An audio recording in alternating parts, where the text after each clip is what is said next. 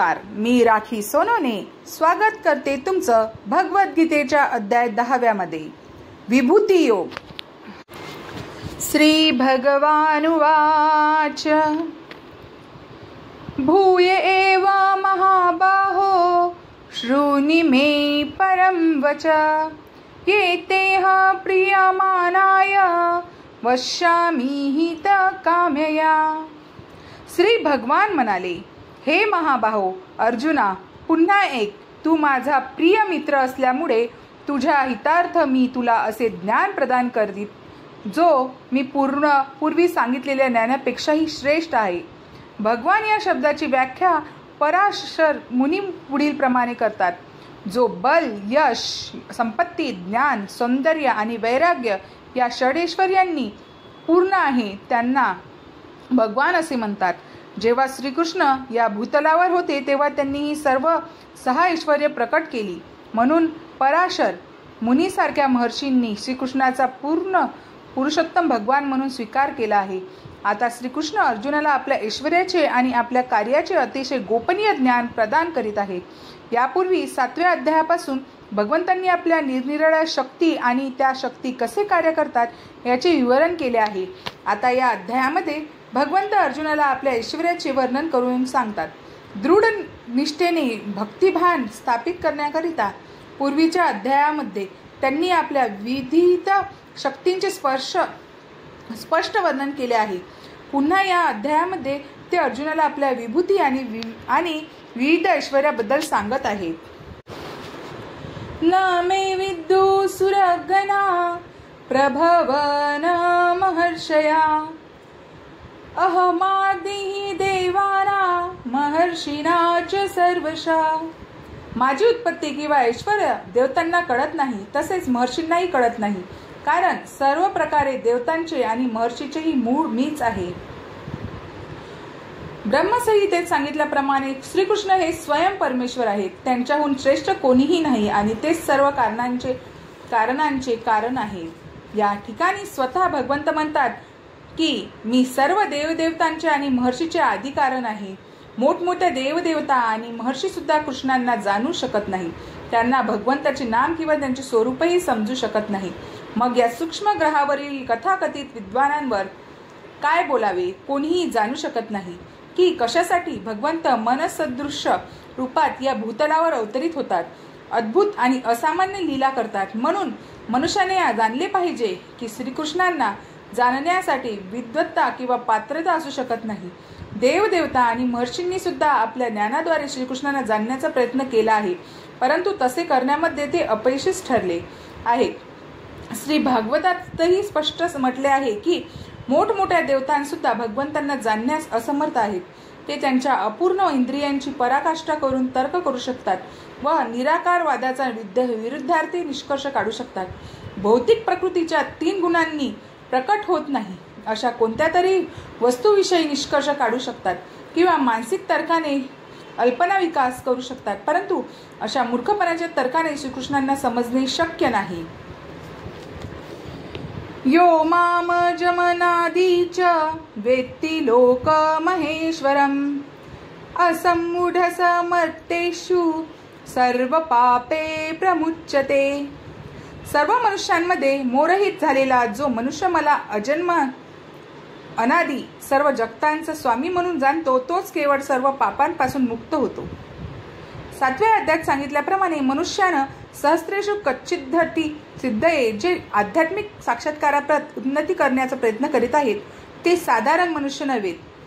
आध्यात्मिक साक्षात्काराचे ज्ञान नसणाऱ्या लक्षावधी साधारण मनुष्यांपेक्षा ते श्रेष्ठ आहेत. परंतु आपले आध्यात्मिक स्वरूप जागण्याचा वास्तविकपणे प्रयत्न करणाऱ्यांमध्ये जो श्रीकृष्णांना पुरुषोत्तम भगवान अस्तित्वातील प्रत्येक वस्तूचा स्वामी अजन्मा म्हणून जाणतो तो आध्यात्मिक साक्षात्कार केलेला अत्यंत यशस्वी मनुष्य होय. अशा अवस्थेत जेव्हा मनुष्याला श्रीकृष्णाच्या परमस्थितीचे ज्ञान होते तेव्हा तो सर्व पापांपासून पूर्णपणे मुक्त होतो. बुद्धिज्ञान समन्मोह क्षमा सत्य दम शम सुख दुःख भव भाव भय चाभयमेव च अहिंसा समता तुष्टी तपोदान यशो यश भवती भावा भूताना मत्त एव पृथक गीता.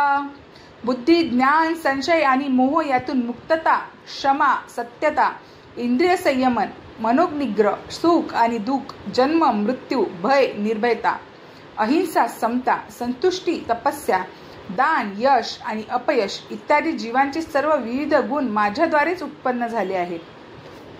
जीवांचे विविध गुणधर्म, मग ते चांगले असोत अथवा वाईट, असे सर्व भगवान श्रीकृष्णांनीच निर्माण केले आहेत आणि त्यांचे वर्णन या श्लोकामध्ये करण्यात आले आहे. महर्षय सप्तपूर्वे चत्वारो मनवस्थता भद्भावा मानसा जाता एषा लोक इमा प्रजा. सप्तर्षिगण आणि त्यांच्या पूर्वीचे 4 महर्षी तसेच मनु माझ्या मनापासून निर्माण होतात, म्हणजे माझ्यापासून उत्पन्न होतात, आणि विविध लोकांवरील निवास करणारे सर्व जीव माझ्यापासूनच उत्पन्न होतात. भगवंत या श्लोकात विश्वातील प्रजेती मूळ वंशावळ सांगत आहेत. ब्रह्मदेव हा भगवंताच्या हिरण्यगर्भ नामक शक्तीपासून जन्मलेला सर्वप्रथम जीव होय. ब्रह्मदेवापासून 7 महर्षी, त्यांच्या पूर्वी सनक, सनंद, सनातन आणि सनत कुमार हे 4 महर्षी आणि मनु प्रकट झाले. या 25 महर्षींना संपूर्ण ब्रह्मांडातील सर्व जीवांचे प्रजापत असे म्हटले जाते. ब्रह्मांडे असंख्य आहेत आणि प्रत्येक ब्रह्मांडामध्ये असंख्य ग्रहलोक आहेत आणि प्रत्येक ग्रहलोक वैविध्यपूर्ण योनींनी परिपूर्ण आहे. या सर्वांचा जन्म या 25 प्रजातीपासून झाला आहे. ब्रह्मदेवांनी प्रथम देवतांच्या गणनेनुसार 1000 वर्षे इतकी तपश्चर्या केली आणि नंतर श्रीकृष्णांच्या कृपेमुळे त्यांना सृष्टीची निर्मिती कशी करावी हे ज्ञान प्राप्त झाले. ब्रह्मदेवापासून सनक, सनंदन, सनातन आणि सनत कुमार, नंतर रुद्र आणि नंतर सप्तऋषी प्रकट झाले. त्या प्रकारे भगवंताच्या शक्तीपासून सर्व ब्राह्मण आणि क्षत्रियांची उत्पत्ती झाली. ब्रह्मदेवांना पितामह म्हणतात तर श्रीकृष्णांना प्रतिपितामह असे म्हणतात. हे भगवद्गीतेच्या 11व्या अध्यायात सांगितले आहे. एता विभूती योगच्छ मम यो वेत्ति तत्त्वत सो विकल्पेन योगेन युज्यते नात्र संशय. ज्याला माझ्या ऐश्वर्याची आणि योगशक्तीची वास्तविकपणे खात्री पटते तो अनन्य भक्ती योगामध्ये तत्पर होतो, याच मुळीच संशय नाही. आध्यात्मिक सिद्धीचे परमोच्च शिखर म्हणजे भगवंताचे ज्ञान होय. जोपर्यंत मनुष्याला भगवंताच्या विविध ऐश्वर्यासंबंधी पूर्ण खात्री होत नाही तोपर्यंत तो भक्तीमध्ये निमग्न होऊ शकत नाही. सामान्यपणे लोकांना माहीत असते की परमेश्वर महान आहे, परंतु परमेश्वर सर्वश्रेष्ठ कसा आहे त्यांचे सविस्तर ज्ञान त्यांना नसते. या ठिकाणी हे सविस्तर वर्णन करण्यात आले आहे. परमेश्वर कसा सर्वश्रेष्ठ आहे हे जर मनुष्याला कळाले तर सहजच तो भगवंतांना शरण जातो आणि भगवत भक्तीमध्ये संलग्न होतो. जेव्हा मनुष्य भगवंतांचे ऐश्वर्य तत्वत जाणतो तेव्हा भगवंतांना शरण जाण्यावाचून त्याला इतर कोणताही विकल्प राहत नाही. हे तत्वज्ञ ज्ञान श्रीमद भगवद्गीता आणि तत्स्वर शास्त्रातील वर्णनापासून जाणता येते.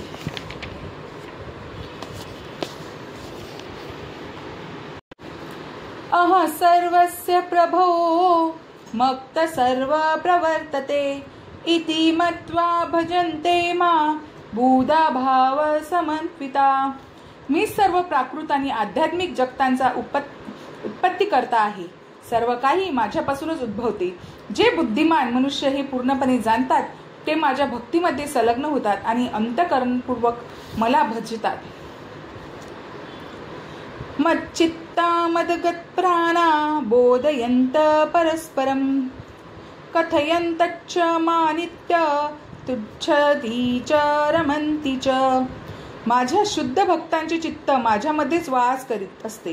त्यांचे जीवन माझ्या सेवेमध्ये समर्पित असते आणि एकमेकांमध्ये माझ्याबद्दल चर्चा करण्यापासून आणि बोधन करण्यापासून त्यांना अत्याधिक संतोष आणि आनंद प्राप्त होतो. या श्लोकामध्ये शुद्ध भक्तांची लक्षणे सांगण्यात आली आहे. असे शुद्ध भक्त पूर्णपणे दिव्य प्रेममयी भगवत सेवेमध्ये रममाण झालेले असतात आणि त्यांचे मन श्रीकृष्णाच्या चरण कमलांवरून कधीच ढळू शकत नाही. ते केवळ दिव्य विषयांची चर्चा करतात. या श्लोकामध्ये शुद्ध भक्तांची लक्षणे विशेष रूपाने वर्णिली आहेत. भगवत भक्त हे भक्तांच्या भगवंताच्या गुण आणि लीलांचे अनिहर्ष स्तवन करण्यात रममाण झालेले असतात. त्यांचे हृदय आणि प्राण निरंतर श्रीकृष्णाच्या ठायी लीन झालेले असतात आणि इतर भक्तांबरोबर कृष्णकथा करण्यामध्येच त्यांना आनंद वाटतो. तेषा सततयुक्ताना भजता प्रीतिपूर्वकं ददामि बुद्धियोगत्त येन मामुपयान्ति ते. जे प्रेमाने सतत माझी सेवा करण्यात युक्त असतात त्यांना मी असे ज्ञान देतो ज्यामुळे ते मला येऊन पोहोचतील.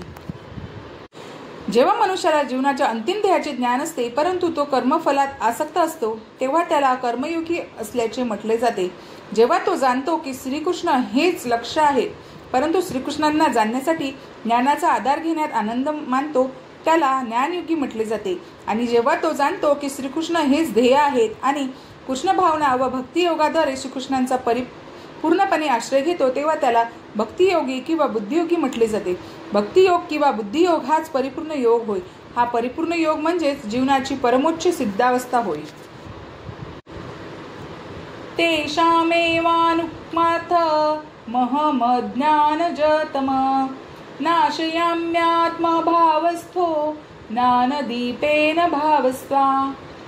त्यांच्यावर विशेष अनुग्रह करण्यासाठीच त्यांच्या हृदयात वास करणारा मी ज्ञानरूपी तेजस्वी दीपाने अज्ञानामुळे उत्पन्न झालेल्या अंधकाराचा नाश करतो.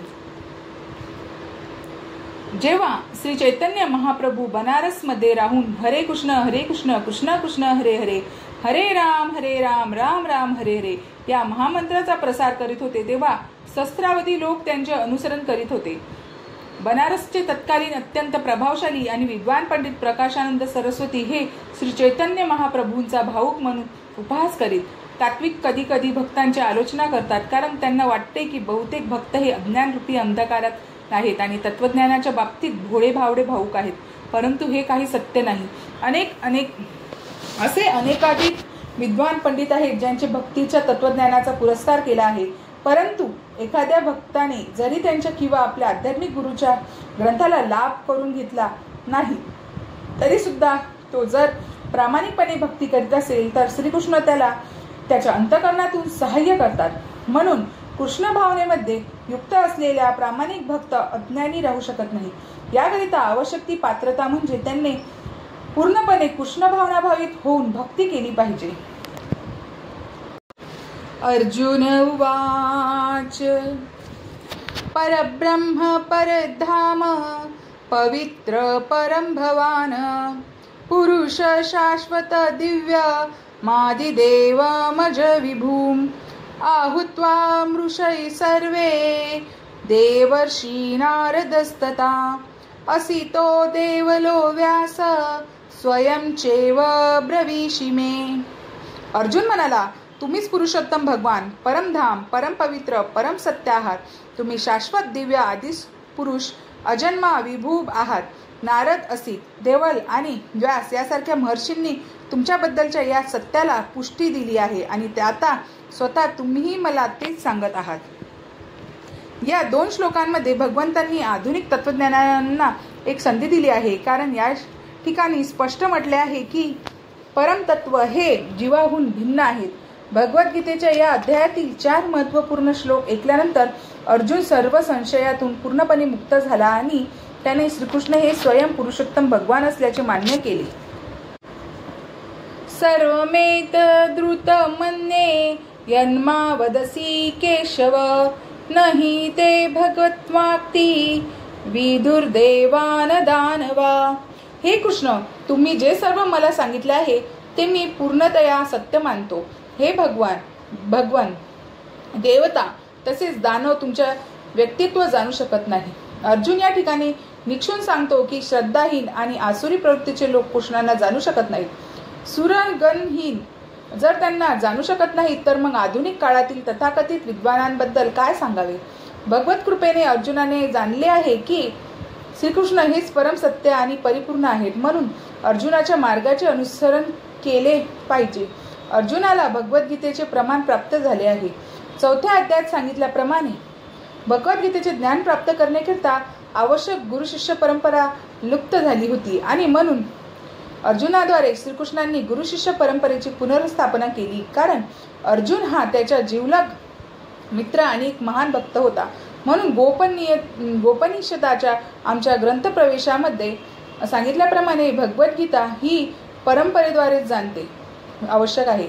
जेव्हा परंपरा लुप्त झाली तेव्हा तिचे पुनरुज्जीवन करण्यासाठी अर्जुनाला निवडण्यात आले. श्रीकृष्णांनी जे सांगितले त्या सर्वांचा अर्जुनाने स्वीकार केला आहे. या स्वीकृतीचे सर्वांनी अनुकरण केले पाहिजे, तरच आपण भगवद्गीतेसार जाणू शकतो आणि मगच श्रीकृष्ण हे पुरुषोत्तम भगवान असल्याचे आपण जाणू शकू. स्वयमेवात्मनात्मान वैन तत्व पुरुषोत्तम भूतवान भूतेशय देवदेव जगतपते.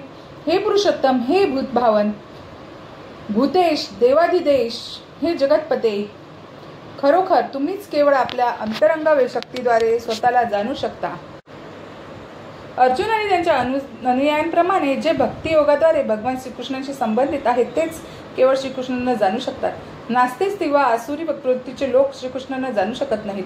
भगवंतापासून मनुष्याला दूर नेणारा तर्कवाद म्हणजे एक गंभीर पाप आणि जो कृष्णांना जाणत नाही त्याने भगवद्गीतेवर भाष्य करण्याचा प्रयत्न करू नये. भगवद्गीता म्हणजे श्रीकृष्णाचे उपदेश आहेत.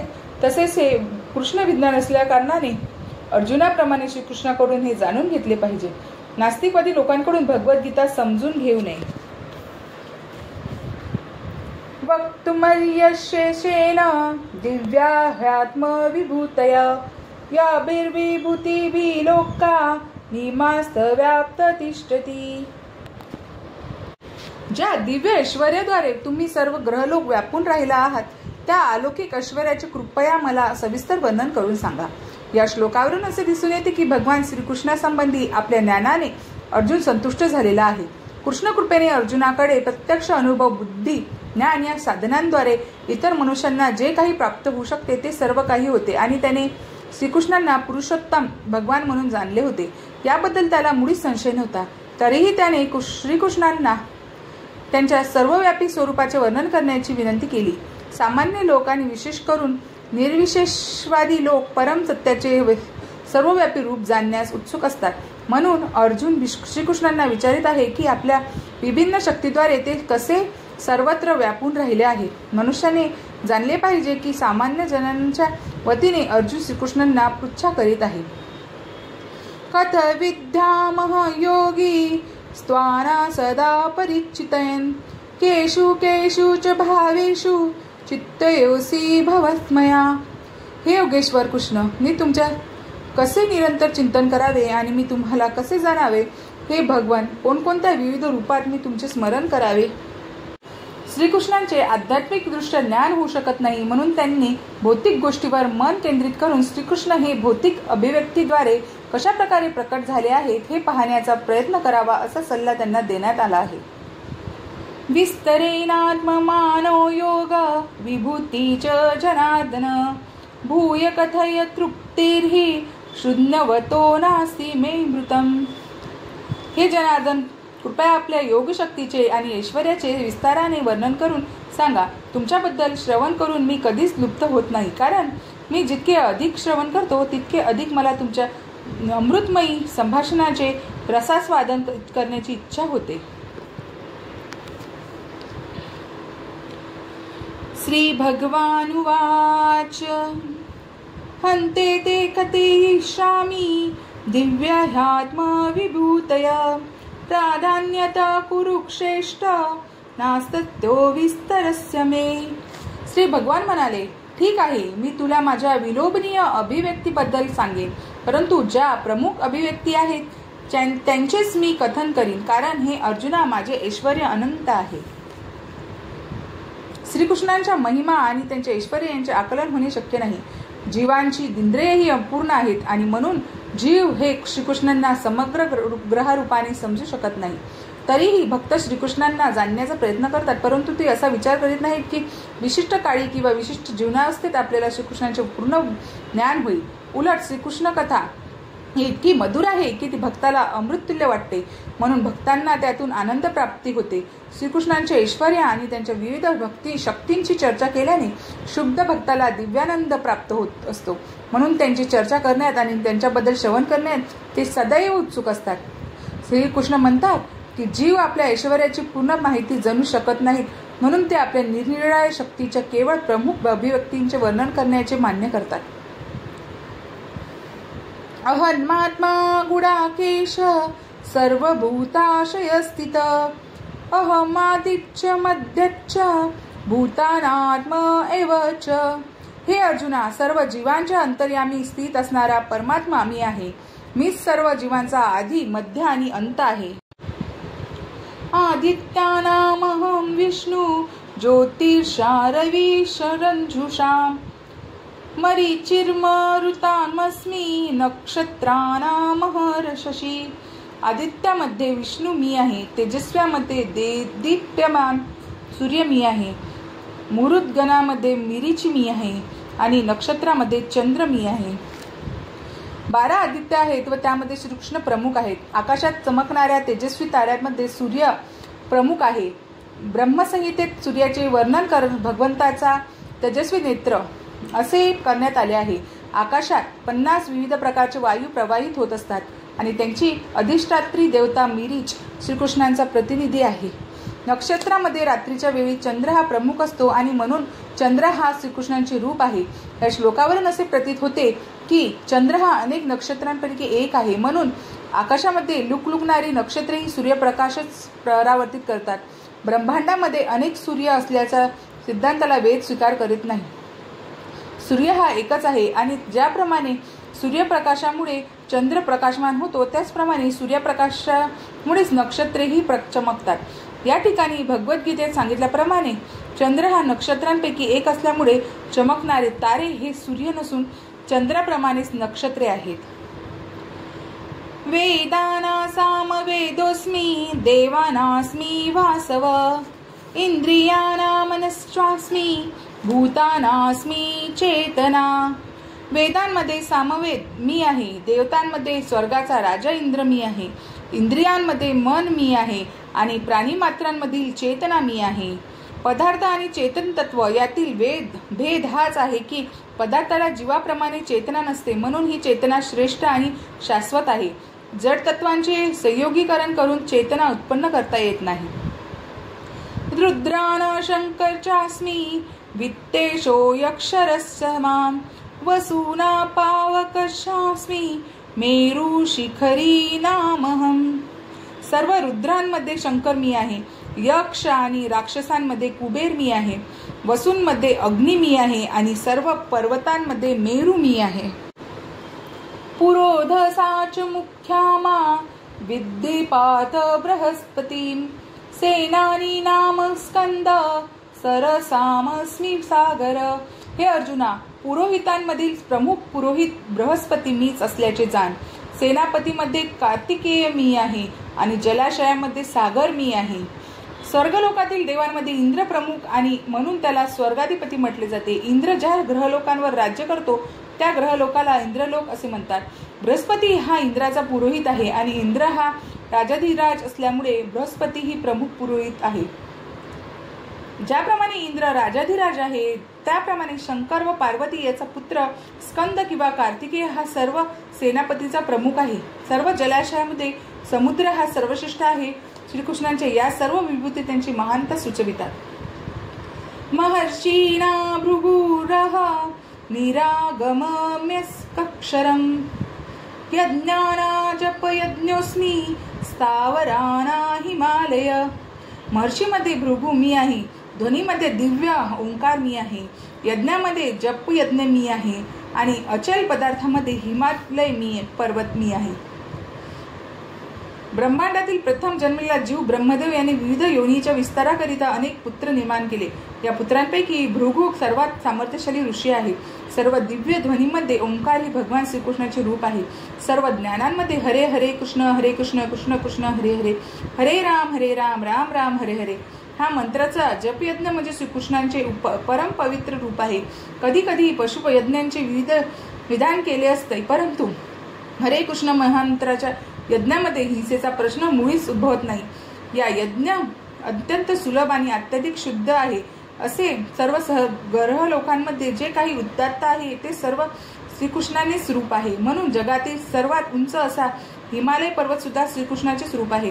पूर्वीच्या श्लोकात मेरू पर्वताचा उल्लेख करण्यात आला होता, परंतु मेरू पर्वत हा कधी कधी हलविता येतो, पण हिमालय पर्वत हा अचल आहे. म्हणून हिमालय पर्वत हा मेरू पर्वताहूनही श्रेष्ठ आहे. अश्वत्थ सर्व वृक्षाणा देवर्षीणा च नारद गंधर्वाणा चित्ररथ सिद्धाना कपिलो मुनी. सर्व वृक्षांमध्ये अश्वत्थ वृक्ष मी आहे आणि सर्व देवर्षीमध्ये नारद मी आहे.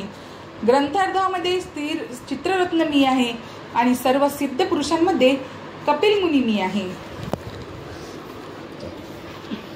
उच्चे श्रव समध्वाना विद्धि माम मृतोद्धव ऐरावत गजेंद्राना नराना च नराधिपती. अमृत प्राप्तीकरिता केलेला समुद्र मंथनातून उत्पन्न झालेला अश्वांमधील अश्व उच्चश्रवा मीच आहे. गजेंद्रामध्ये ऐरावत मी आहे आणि मनुष्यामध्ये राजा मी आहे. आयुधानां वज्र धेनूनास्मि कामधूक प्रजनश्वास्मि स्कंदर्प सर्पानामस्मि वासुकी. सर्व आयुधांमधील वज्र मी आहे. गायींमध्ये सुरभी गाय मी आहे. प्रजोत्पादनास कारण असणारा कामदेव मी आहे. मदन मी आहे आणि सर्पामध्ये वासुकी मी आहे. वज्र हे खरोखर शक्तिशाली शस्त्र आहे व ते श्रीकृष्णांच्या शक्तीचे प्रतीक आहे. परमयोगामातील कृष्ण लोकांमध्ये अशा गायी आहेत की ज्यांचे दुग्ध दोहन केव्हाही करता येते आणि या गायी हवे तितके दूध देतात. अर्थात अशा गायी भौतिक जगतामध्ये नाहीत, परंतु त्या कृष्ण लोकांमध्ये असल्याचा उल्लेख आढळतो. अशा गायींना सुरभी असे म्हटले जाते आणि भगवंत अशा अनंत गायीचे पालन करतात. कंदर्प म्हणजे चांगली संतती उत्पन्न करण्याकरिता कामवासना आहे आणि म्हणून कंदर्प हा श्रीकृष्णांचा प्रतिनिधी आहे. कधी कधी केवळ इंद्रिय तृप्तीकरिता मैथुन केले जाते, परंतु असे मैथुन हे श्रीकृष्णांचे प्रतीक असू शकत नाही. तथापि चांगल्या प्रजोत्पादनासाठी केलेले मैथुन म्हणजे कंदर्प होय आणि ते श्रीकृष्णांचे प्रतीक आहे. अनंताश्मय गणागाणा वरुणो याद सामहं पितॄणामर्यमा चास्मि यम संयमतामहं. नागामध्ये अनंत मी आहे आणि जलचरांमध्ये मी वरुण आहे. पितरांमध्ये अर्यमा मी आहे आणि नियम करणाऱ्यांमध्ये मृत्यूचा नियंता यमदेव मी आहे. ब्रह्मादच्छामि दैत्याना कालकलयेतामहं मृगाना च मृगेन्द्रोह वैनतेयच्च पक्षिणाम. दैत्यामध्ये भक्तराज प्रल्हाद मी आहे. दमन करणाऱ्यांमध्ये काळ मी आहे. पशुमध्ये सिंह मी आहे आणि पक्ष्यांमध्ये गरुड मी आहे. पवन पवतास्म मी राम राम शस्त्रभृतामहं झषाणा मकरश्वास्मि स्रोतसामस्मि जाह्यति. पवित्र करणाऱ्यांमध्ये वायू मी आहे. शस्त्र धारण करणाऱ्यांमध्ये राम मी आहे.